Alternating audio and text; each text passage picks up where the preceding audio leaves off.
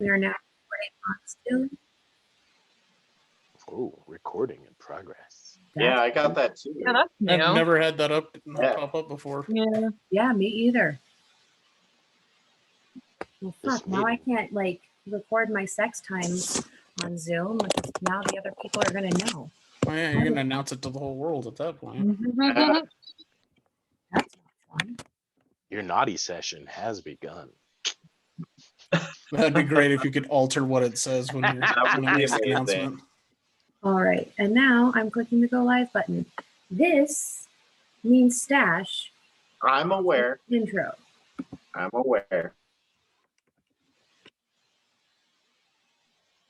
From the greatest minds from around the world, this is the Nerds That Know. Stash here, along with my wonderful cohort of friends and family, all of which who failed to show up last week.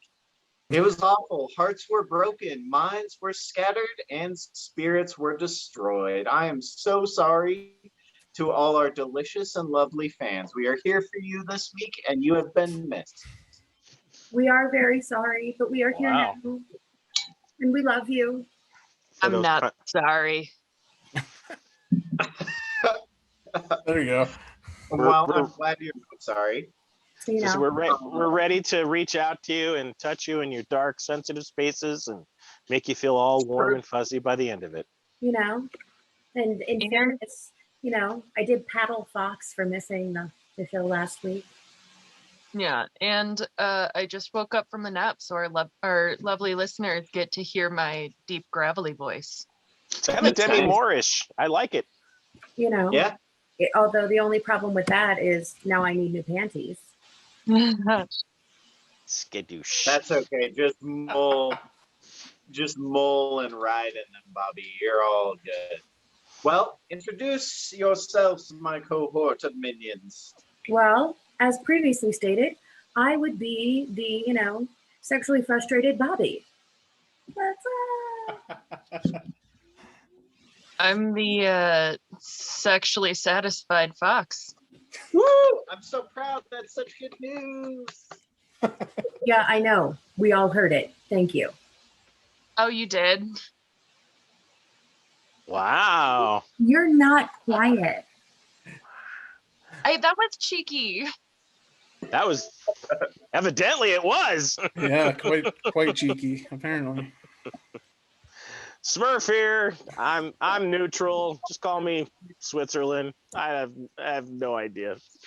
Sexually You're all right. ambiguous. Smurf? I got nothing. I'm not You're talking to ambivalent. anybody. I got nobody talking to me. It's just I need wine. Thank you. He's a lonely, lonely man. Nothing but his nice, cold bottle of wine. It's Wow. a cab. It's not kind of warm, I guess. And I guess that would make me the actively monogamous tank. Gross. Yes, you. very gross. You know what? I appreciate that from you, Tank, since you're married to my sister. Exactly. And then we have George, the sexy librarian. Where's George? George.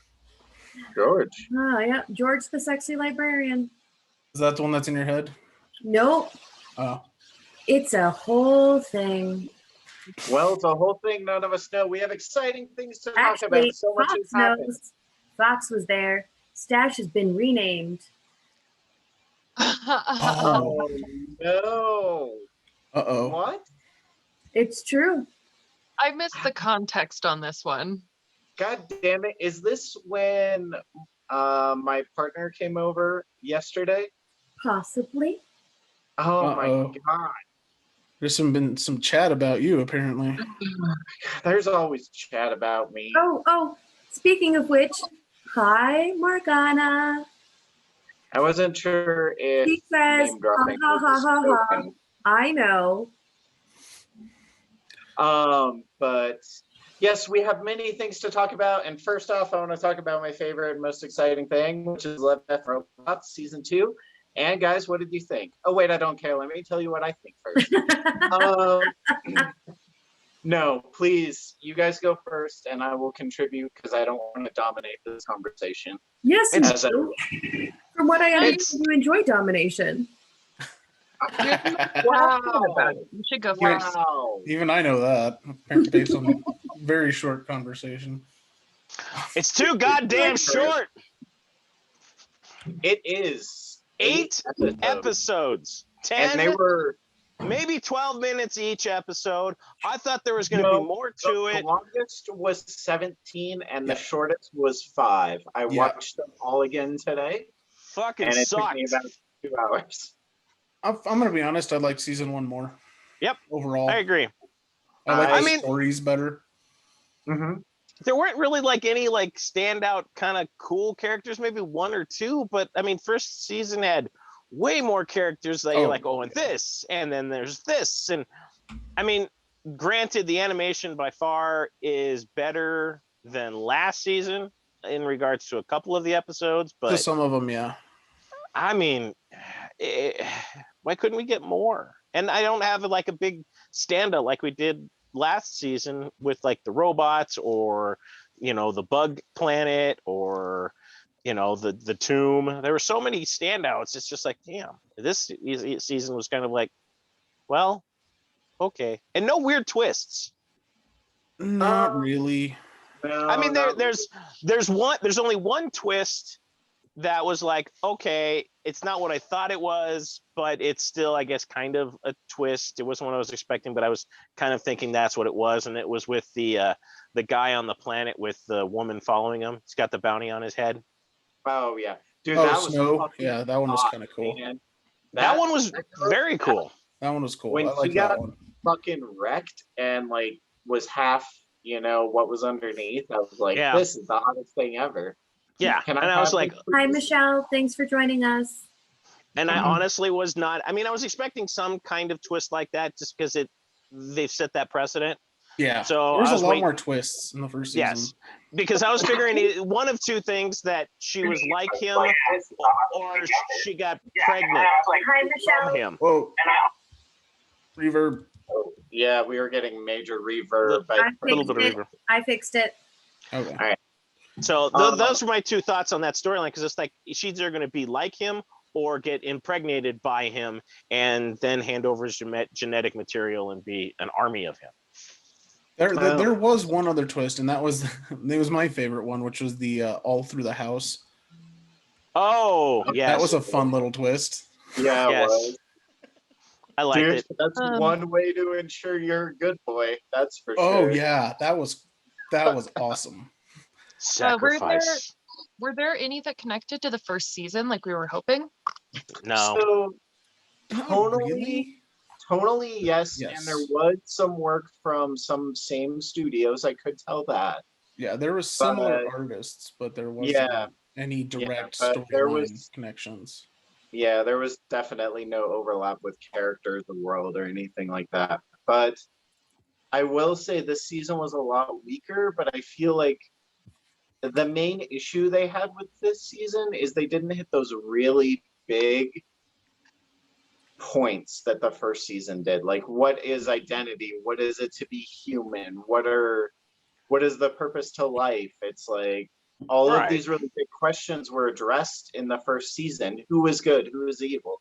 And the second one, the main one it really addressed was the development of AI, which, don't get me wrong, is interesting, but it was done in the first season And that's in a only more kind of subtle way. that was and only really no- touched on. There was not a lot. Oh, No, it was there's directly- most of them, because Yeah, there's that's the what- robot dog. The whole episode is the Yeah. guy standing there or laying there playing dead. The robot Yep.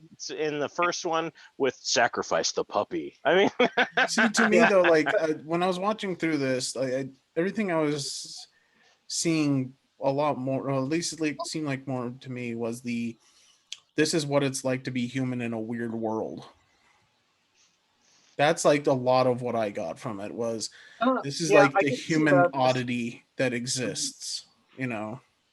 okay, I can see that.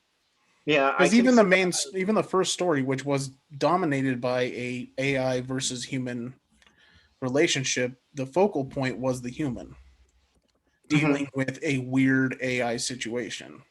And what was it this one with the planet and the population I think it was the second season. This one with the weird guy living in the like secluded room and building the new utopia off world and leaving everybody behind. I What? can't remember. Was it this season? Or was Wasn't it this last one? season? Maybe it's something else I watched that was animated. I don't know. It's got to be something else because I don't remember anything like that. They're blurring together now. Great. See, and I didn't see a whole You know lot what? of Old AI in this age one. senility will do that to you, Smurf. Yeah, the- true story. Like the last season seemed a lot more focused on the AI perspective of things. This one was I very disagree. For dominated those by who are humans. just now tuning in, we are talking about love, death, and robots, and Like- not just, you know, the crazy dreams that these three men folk have on a regular basis. Because even like the most, which one would you say was dominated by an AI? The first story had more than most of them actually did. There was Yeah, but there then was there a was- lot of human like development or human mutation and stuff like that, where humans evolved past what they were. either The through immortal force- planet was pretty screwed up. Well, a lot of those were like even like the Yeah, ice but that's that the was story focused that on we've human told before. human evolution. Snow I don't know. was still kind of focused on that. I still think the first season was more development of people, especially when you look at the fox spirit. You see the transformation, you know, and the sacrifice that it went through on that. Where this was more AI and future stuff. It just, I don't know. It's just, I don't dispute the Future future stuff. stuff part. I that's true. A lot of it was futuristic, but it seemed like almost everything was focused on a Hi, human Luna. dealing with something weird in this new space that they don't understand or aren't Mhm. used to. Well, I mean, for one thing, that's a storytelling feature. I mean, that's something they could have just done to make it more relatable to the viewers. I don't necessarily think that was always the focus, but I do think it always was something to latch on to. Like, I don't think the story of Snow was the story of Snow at all. I think it was the story of No. that AI. Well, I don't disagree. It was there was a lot of story with that, but even then, there still was a large focus on the surface on Snow. Mm-hmm. There A was. lot of it was I mean, focused on that. yeah, that's just surface looking though. But even like Pop Squad, that was focused on human evolution. Tall Grass was focused on human mutation, I'm assuming. No, that one was done by the same crew who did Fish Night, Yes. and it's a similar concept where they are traveling through an alternative reality to an alternative reality.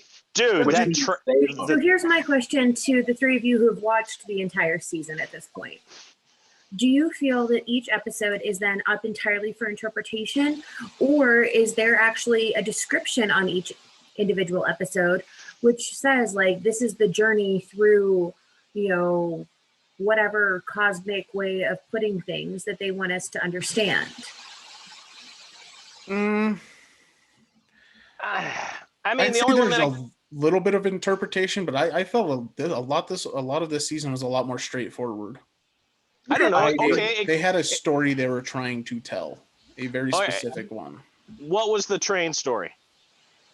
Don't I get think off that the was train. I think that was legitimately just supposed to be a creepy story. I think that was supposed to tap into that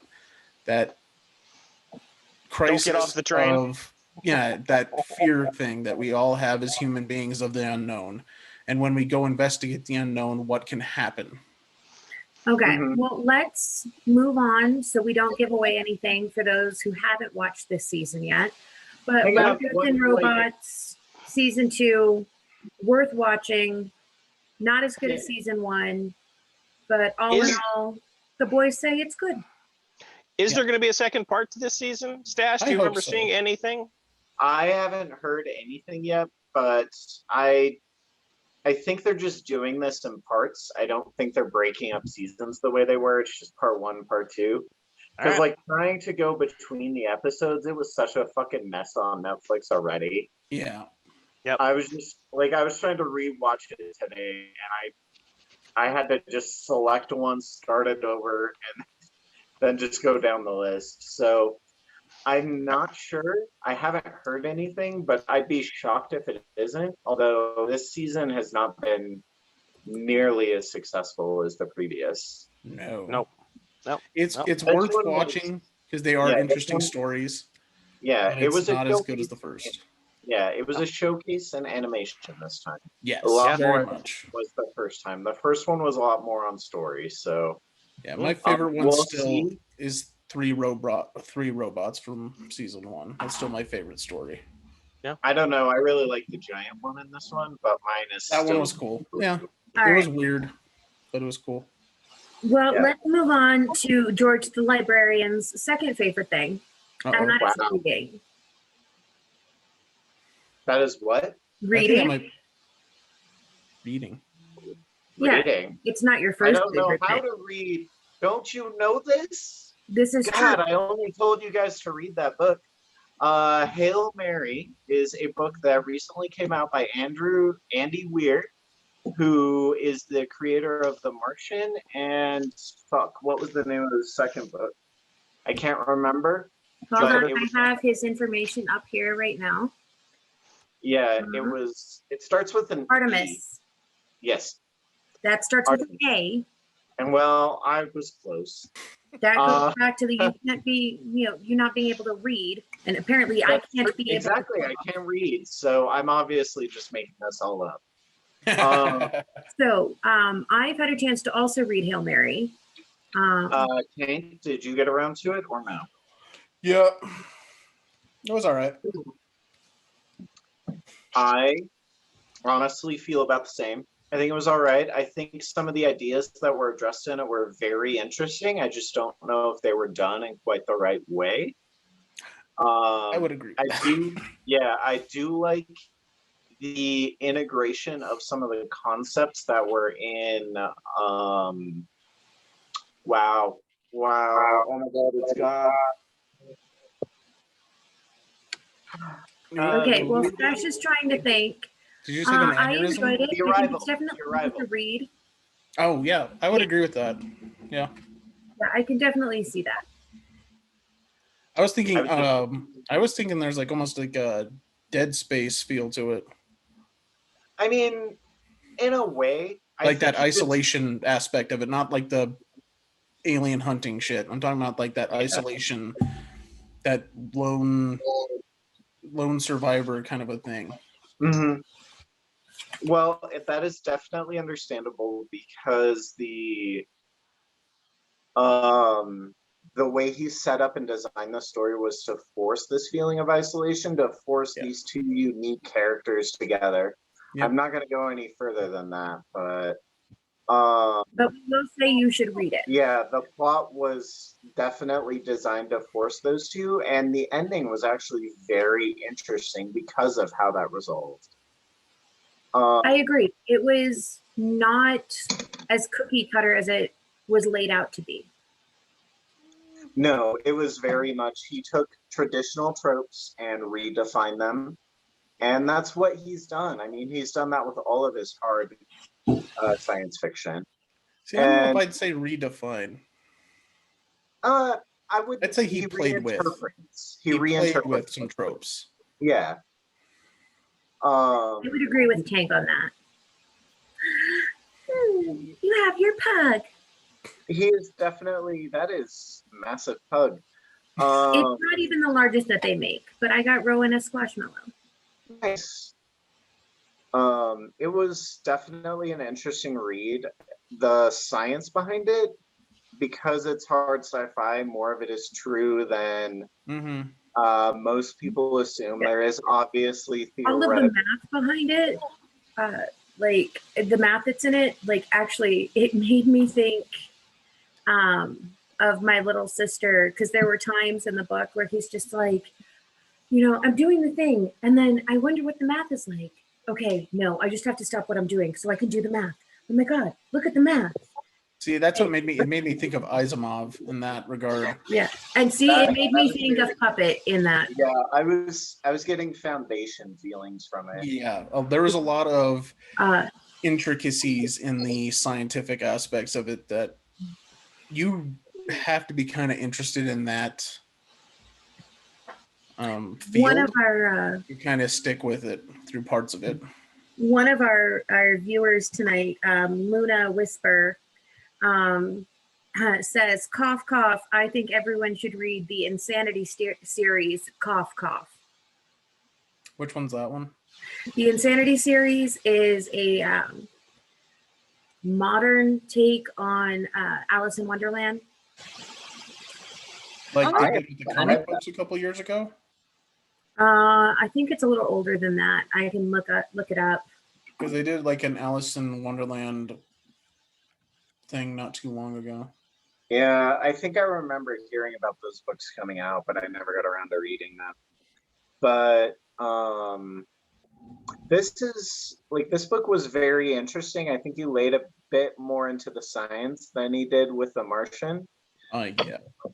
But I don't know if he laid into the science quite as much as he did on Artemis, because that book was... That's very heavy-handed in the science. That's an Asimov ripoff. That's what that one was. Yeah, You get buried in the science for a little while. yeah, but I mean, it's his stick. It's honestly what he does. There's very few authors who are doing quality hard sci-fi, and he's one of the few we have, and he's doing an all right job of it. I would say The Martian so far is his ultimate piece, but I mean, I hope he gets to at least that level. That was the best one. Martian was the best one, and part of that is he didn't rely on the hard science. He used the hard science to just give you an idea of what emotional state the character is going through. Mm-hmm. Like, it was part of the story. It wasn't a crutch for the story. It was just part of the story. Yeah. It's like, in many ways, the science is the story, and the characters are just there to drive the story forward. The feeling of isolation, like you were saying. Yeah. It's very interesting. I would recommend giving it a read, but I wouldn't say it's like a 10 out of 10 must read. I would give it a good solid, I enjoyed it, and it's a pretty quick read. Sorry? Yeah, it was a very quick read. Yeah, I'd give it a 7, maybe an 8. Yeah. Low 8. Yeah, Like I agree with thanks, 7.5. Yeah, just because of how he developed his second character that he really went into was fascinating. It was very interesting. Was cool, yeah.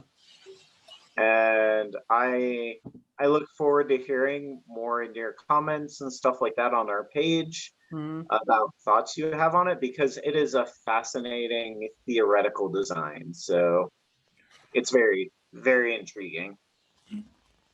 And it's a quick read. I will say that. It is a very quick read. It's very quick. When Stash told me it's a quick read, I wasn't entirely sure how it was actually going to be, because I've seen the way that man reads.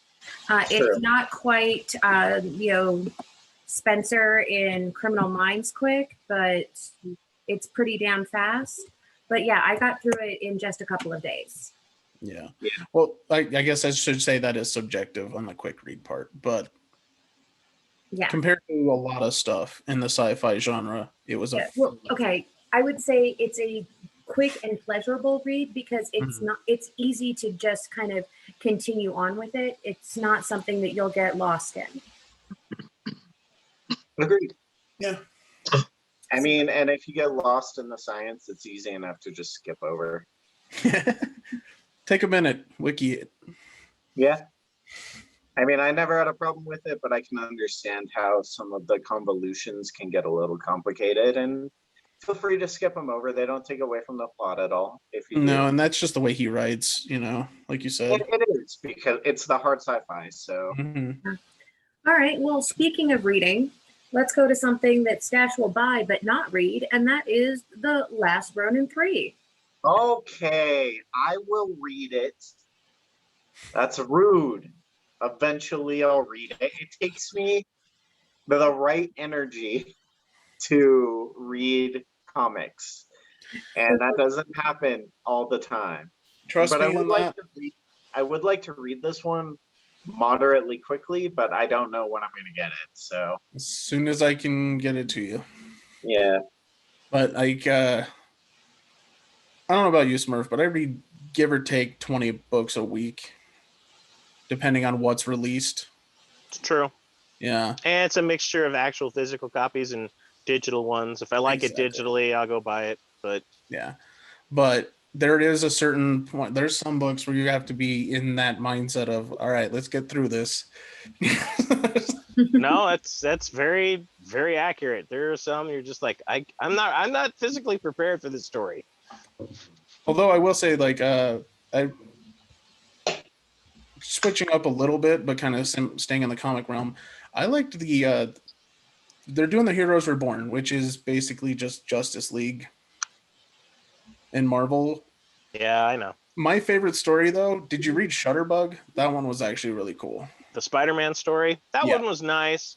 I'm kind of the Fantastic Four one that came out this week was kind of cool, just because it was a different perspective from an older story, from them back in the day, which was kind of cool. Hyperion is a badass. I mean, he's the Superman of the Marvel Superman, but better, universe. if we're being honest. And I kind of dig that. So, I mean, there's been some interesting things. Just the Heroes Reborn title just rubs me raw from back in the 90s. Past experience. Marvel did this once before, so it's just. I like their approach better this time around. And we'll see where they go with it. We don't know how long standing. We don't know shit to come be completely honest with you. I do like that. I liked the Spider-Man specifically, the Shudder Bug story. That one was kind of cool because it's a different lens for Peter Parker to live through. Yeah. And this week we've got Magneto in a hover chair leading the Magneto's men, which will be kind of interesting to read. So who knows? But it may be fun at the end. I don't know. Yeah, getting back to TMNT, sorry about that segue, but I thought that was kind of a... Yeah, and there's been like different series that you can't just read issue and wait. There's some that you need it all to just power through, and you don't want to wait. Yeah, I agree with that.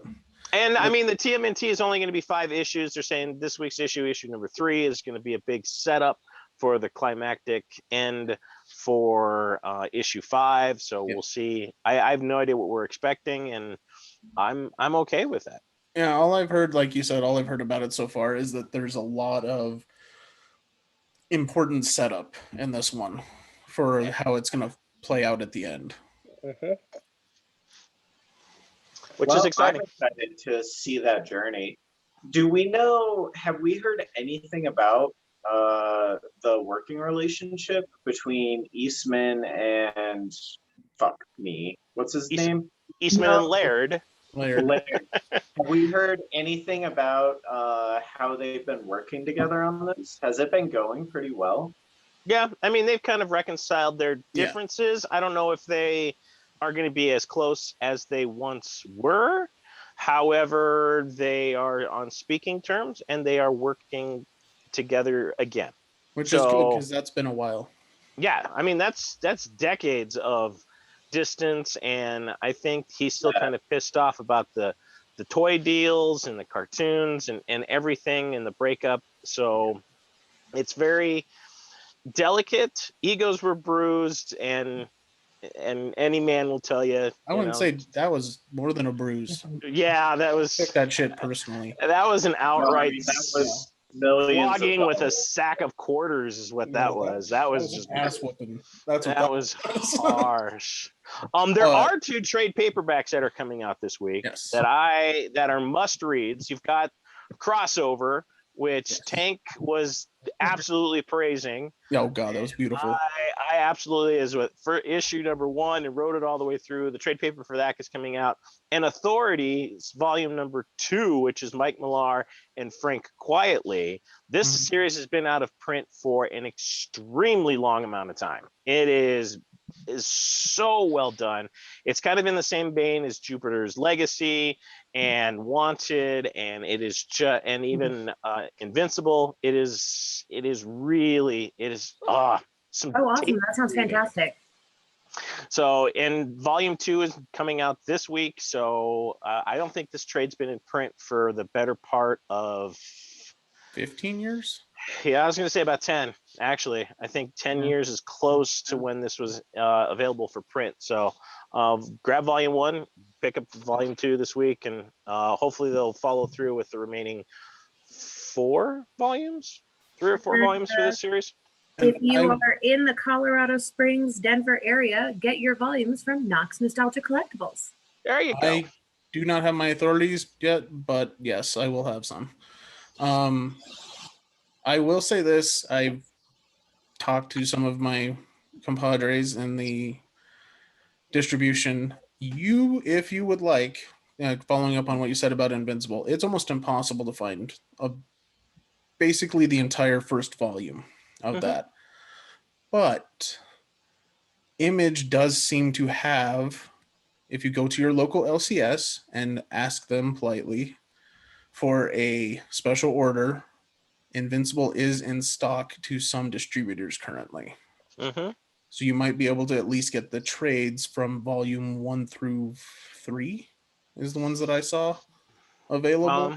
And I think a lot of them are still out there. I mean, 1 is impossible if you can get it. 2 is dodgy. 3, 4, 5, there are holes throughout, just kind of like similar with Walking Dead or Why the Last Man. Those are trades that are always in demand, and they kind of fluctuate as far as availability. So, and they are becoming available again, I think, because of the success of the show. Oh, you know it. Distribution opened up a little bit, and I was able to get my hands on some of them too. So I was like, okay, cool. Because you know the one thing that Kirkman is not allergic to, it's money. He loves it. And that it's Skybound, so it's his baby, his product, his paycheck. If you go to your LCS, I wouldn't recommend ordering through Image directly. They will charge you a shit ton of money to ship you anything. But if you go to your LCS and do a special order, you can probably get your hands on the first couple volumes of Invincible. And then you will know what Tank and I know. Dun, dun, dun. Or at least some of it. I'd rather know what I know. Tank, hook a sister up. All right. Hook a sister. Hook a sister up. I wants to know. Well, in fairness, I am his sister, and he should hook me up. I agree 100%. So, you know, everybody should get hooked up by a Tank. God damn it. Yes. Why aren't you? Why are you not hooked up by Tank right now? Fuck's sake. Yes, everyone. Knox Nostalgia Collectible for all of your comic book and vintage crap needs. Because I'm not as big as Mile High, Midtown, or Nerd Emporium. That's why. Well, you know, Midtown, if the only reason to get involved with Midtown is if you're in New York. That's about it. Otherwise, no. Don't do it. Mile High does a shitload of distro through. Well, that's Chuck, and Chuck's another person that's not allergic to money, so he's so very I'm not focused. I'm not really anywhere near their levels. I don't have millions of comic books in a warehouse, so yet. All right, guys. So up next we got Castlevania, the new season. The final season. It seems the final season, yeah. Yep. Yeah. Don't say that. It is. No, this is the final season. This is supposed to be the final. I don't want it to be the final season. So in my mind, I don't know. So the penultimate episode I felt would have been the better ending point. Like the final episode was just they wanted their happy ending and they shoehorned it in. Oh yeah. And I kind of wish they wouldn't have done that. It would have made for a better ending, a stronger ending. And honestly, that's why I felt like we were getting another season, is because they tacked on that last episode and was like, okay, we're setting everything up so that when everyone returns, we will see all the characters you know and love. See, and unfortunately, I think the reason that they did tack on that final episode was the bow on it, basically, of Mhm. this isn't going any further, so we need to end this in a way that people will be okay with. Give I him the like- starry-eyed Big tiny finish. bow. Like the penultimate episode ending. Oh yeah, Just that would have I been thought better. that, I'm trying not to go into spoilers. I felt like that was a very good, strong episode, and it would have been a really good ending because of the impact emotionally. Well, it's the it's the Dexter theory. It would have been better if it ended season 5.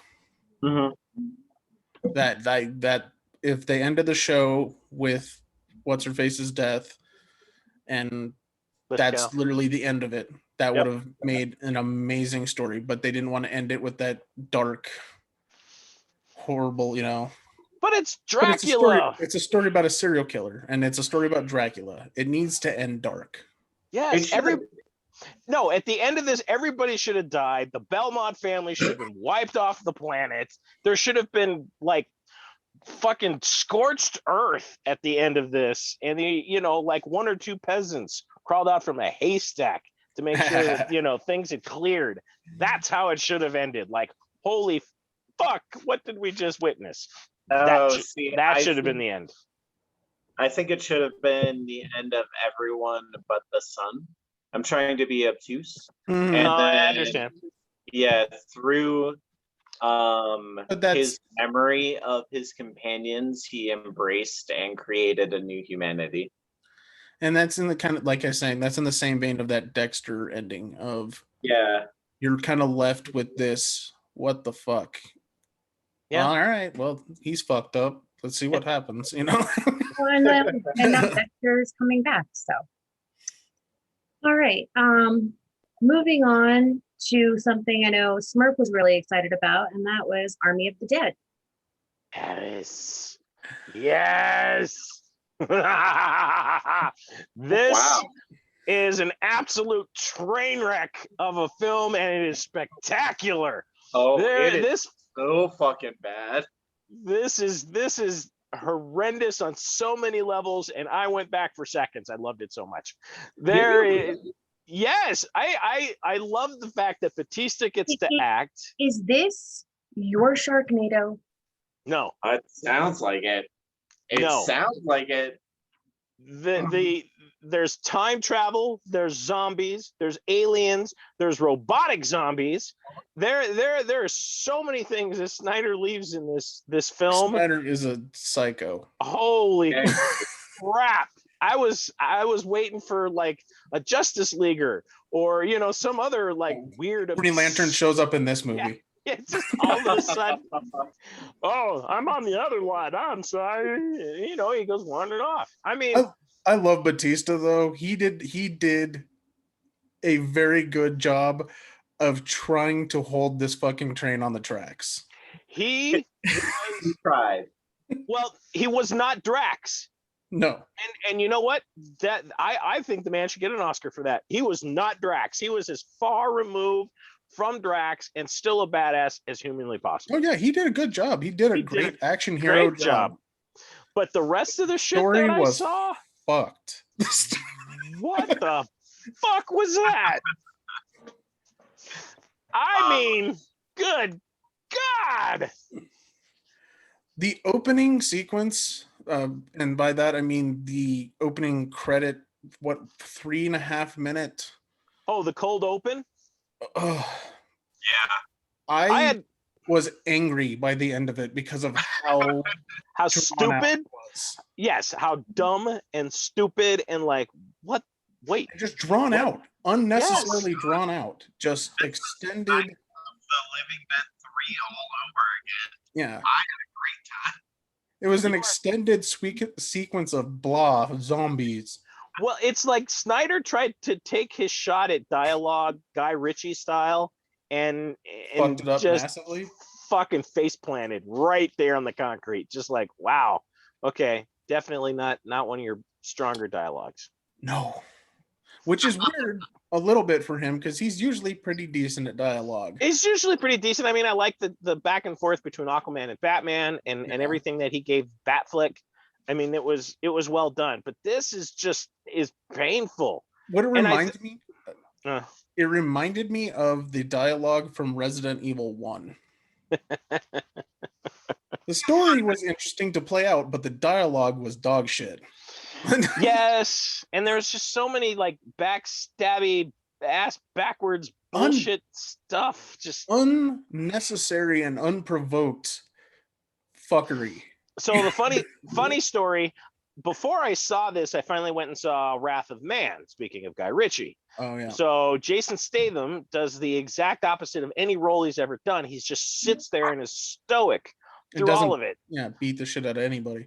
No, not well. He does till the end, but I mean, it was like total role reversal where everybody dies in that film and everyone dies in this film, and it's just like, good God. I still think Wrath of Man was way better as far as like the plot and story and the carnage, but God, just watching this army was just, and there's going to be more.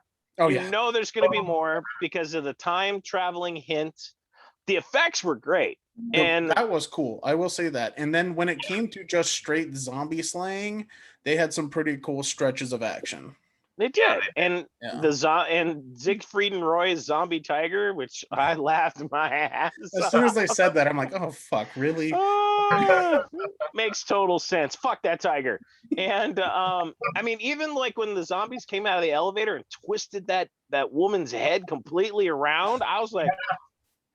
And her collarbone, the collarbone that snapped up at the end after her head had already been around a good 10 seconds was just like, oh. The gore was impressive. It was. But the story was just awful. Whacked. And we had a zombie queen. It was. But a zombie queen. Who knew? Who knew? Well, zombie queens are awesome. No, I meant not this one. Not this one. Very attractive zombie queen. She did have some very attractive gore makeup. She was relatively alluring, I have to admit.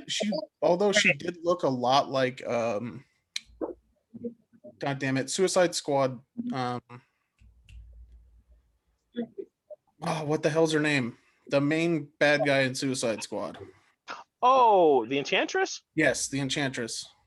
She did have some similarities. She had a very Enchantress look to her. Actually, I think the zombie queen had more clothes than the Enchantress. Oh, definitely, yes. Yeah. Which was kind of odd for it being in Vegas. Yeah. Okay. But it was great to see showgirls chasing down gamblers and eating them. That was really awesome. All right. They did the zombie montage at the beginning, and it was past the zombies and the army of the dead. Otherwise, we're all just going to be like super excited about that.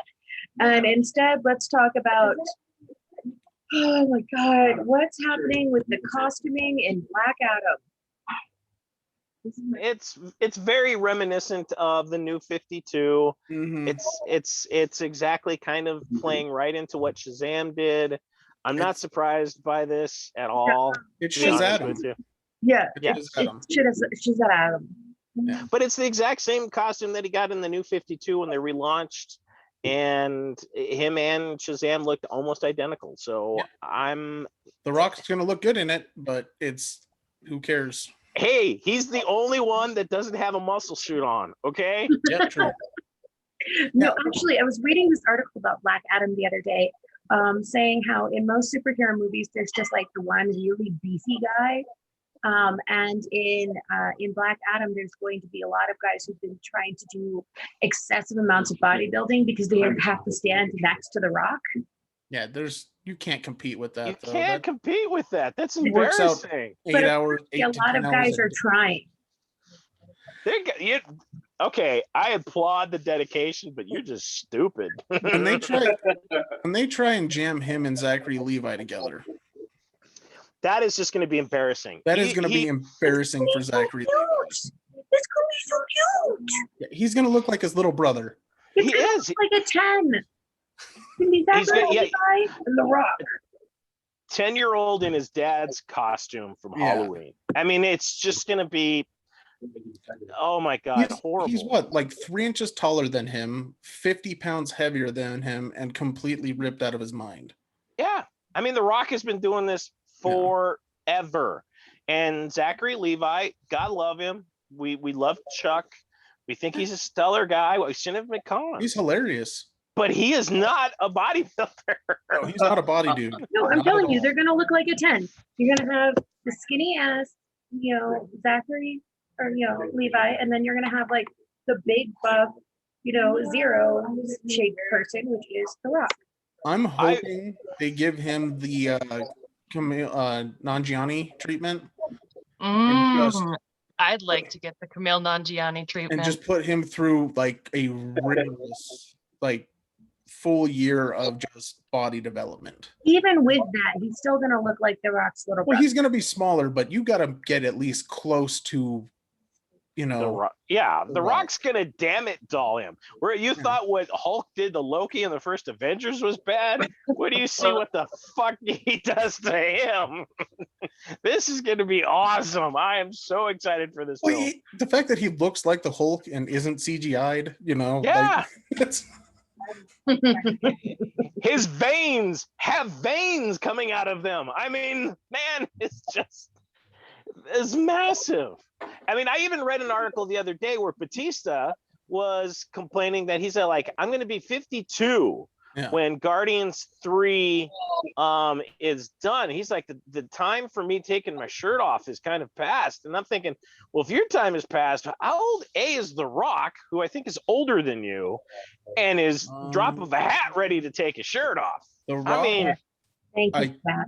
think they're the same age. are they? So they're both going to be 52. 'Cause he would have been 94.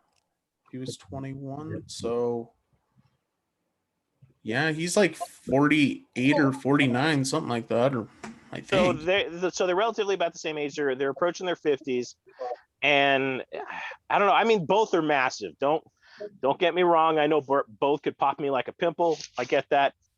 I just punch them in the kneecap and run and pray to God they don't catch me. But Yeah, I he's mean, 49. That's what I thought. Okay. yeah, these guys are just ridiculously stacked. I mean, even Arnie wasn't this big at this point of his career. No, not anywhere close. No. Stallone was, but that's because he was on HGH. Yeah, but Stallone was doing the boxing show. He was also doing like his action films. Expendables. Still, yeah. I mean, he was still hardcore, and he's also 3 feet shorter than these guys. I think he is fairly short. Yes. So Not as short as Tom Cruise.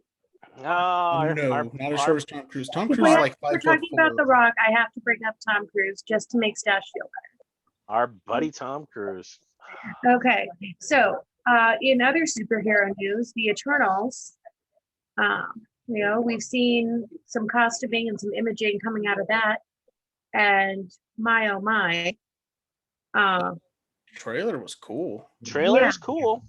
The trailer really- mhm. I have trailer is no cool. idea what we're looking at, but No idea. I mean, this is like a whole new cosmic level of greatness. It's Well, just that we have no context. We you're really at- don't know. Find origin story It looks like it. with Yes. a what has happened since story and why Yes. they weren't there, basically.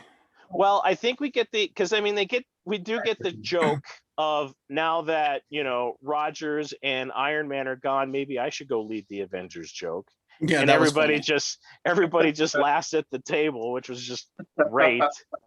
Like, yeah, whatever. So I mean, maybe we do get a little bit more of a hint and a larger view of the cosmic forces that the MCU is going to be bringing in. We know Adam Warlock's coming in for sure.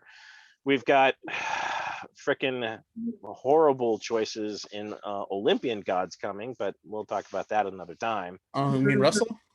Yeah, I wasn't going to bring up names. Well, he's gonna die in the first 5 minutes of that movie. So The Don't give me desecrator that of La kind Miz. Huh? I said, Tank, don't give me that kind of hope. Yeah. well, It if they're does- telling Gore the God Butcher, Zeus is fucked.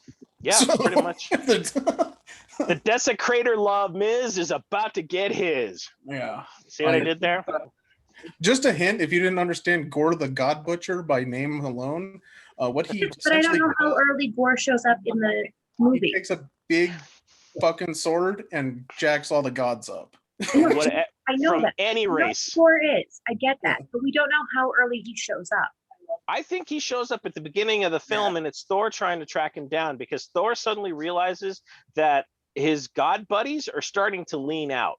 And he goes on this basic bloodbath across the cosmos of trying to piece together what's gone on, who's dead and who's alive.